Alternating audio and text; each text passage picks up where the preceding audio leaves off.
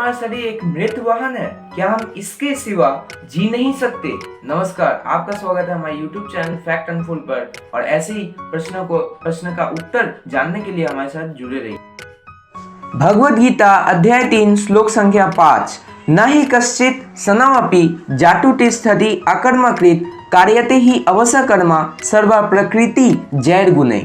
अर्थात यहाँ पे भगवान कह रहे हैं कि कोई भी अपने काम से एक मोमेंट एक सेकंड के लिए भी विरक्त नहीं हो सकता।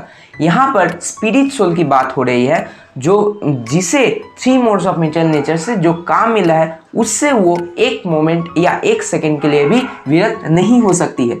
अगर आप मेरे वीडियोस को देखते हैं या आप भगवद गीता पढ़ते हैं तो आपको जरूर पता होगा कि 3 मोड्स ऑफ मेटेरियल नेचर अर्थात सात्विक, राजसिक और तामसिक से हम लोग जो कर्म पाते हैं उससे एक सेकंड के लिए, एक मोमेंट के लिए भी हम लोग विरक्त नहीं हो सकते और हम लोग हेल्पलेस है। इस मैटर में हम लोग को करना ही पड़ता है।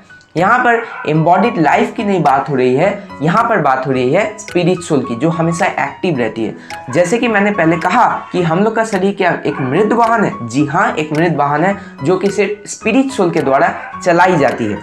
तो स्पिरिट सोल ही एक्टिव है और वही हमारे शरीर को चला रही है।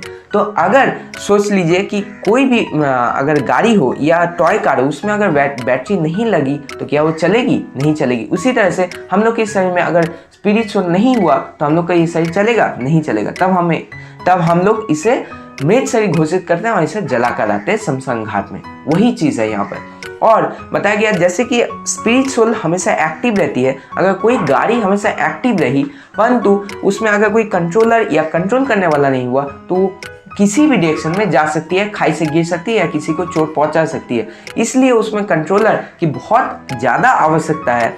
इसलिए हमें हमेशा उसे कंट्रोल करना चाहिए और उसे कृष्णा कॉन्शियसनेस में लाना चाहिए। अगर वो एक बार कृष्णा कॉन्शियसनेस में आ गई तो कोई चिंता की बात नहीं होगी, तो हम लोग तर जाएंगे 84 के चक्कर से।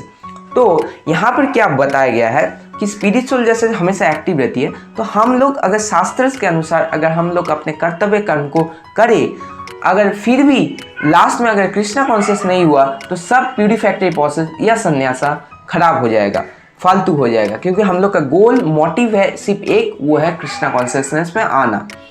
तो यहाँ पे संन्यासा की दूसरी परिभाषा है जो मैं अगले वीडियो में जरूर बताऊंगा। चलिए लौटते हैं अपने टॉपिक के ऊपर।